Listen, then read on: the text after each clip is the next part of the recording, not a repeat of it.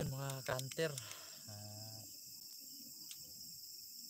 maya maya matutulog na din ako, no? Kasi mga kapatid ko siguro natulog na sila. Ano po, dito na po kami dito na po kami titira, no, sa bukid. Dito na lang po kami, lumipat na po ako sa bahay doon sa ginang kalsada namin. Mahabang istorya yon. Dito lumipat muna kami, nang tayo ako ng dali-dali ng bahay. Wala sa ano yun eh, pangdali ang tayo ng bahay namin.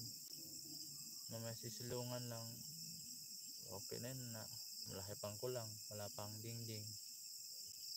Ano lang dinidingding namin, yung butas-butas ng zero, tsaka yung may sako yung dinidingding muna namin, at saka may kalahating sahig pa na kawayan. Kulang tayo sa mga materialis eh, sa panahon ngayon sobrang mahal. Mahirap ito sa trabaho,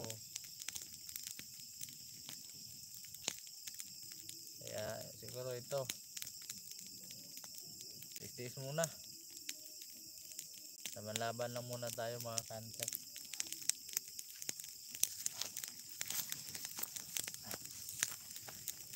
Ay,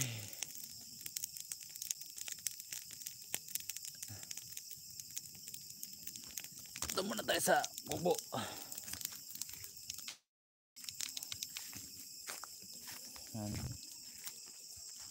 Kasama naman tayo mga aso mga kanter. Ito yung bahay natin, oh. So hindi pa nakakalam, ito pala yung bahay namin, oh. Ito yung bagong tinitirhan namin. Yan lang yung dingding namin mga kanter. Yan lang, oh. Laki pa yung kulang sa atip, no?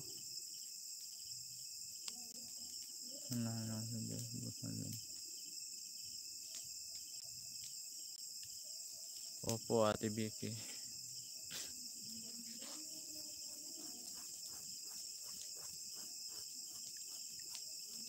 Ano? Wala namang itong makagawa kundi ako lang.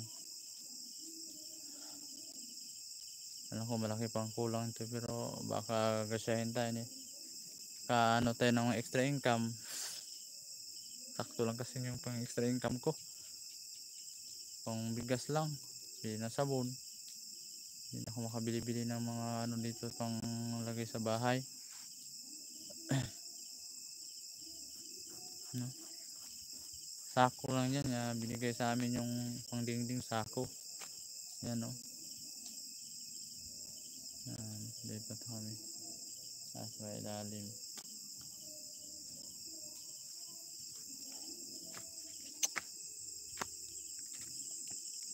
Ako dito.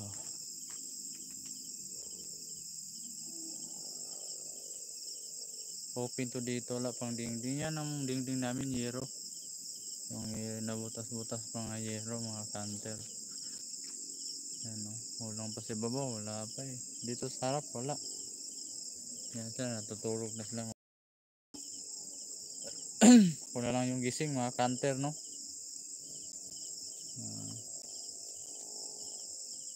Ito yung mga gamit namin, mga pinggan. Natutulog na sila. Sobrang ginaw kasi. Ang ginaw ngayon dito.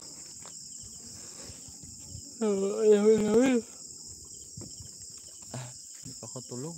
Kasi nag-live pa kasi ako. Wala akong upload eh. Sayang yung ano ko.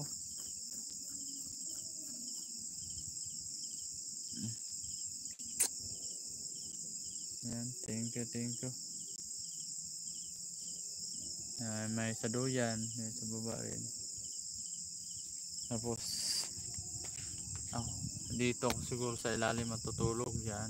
May duyan na yan. Diyan ako matutulog.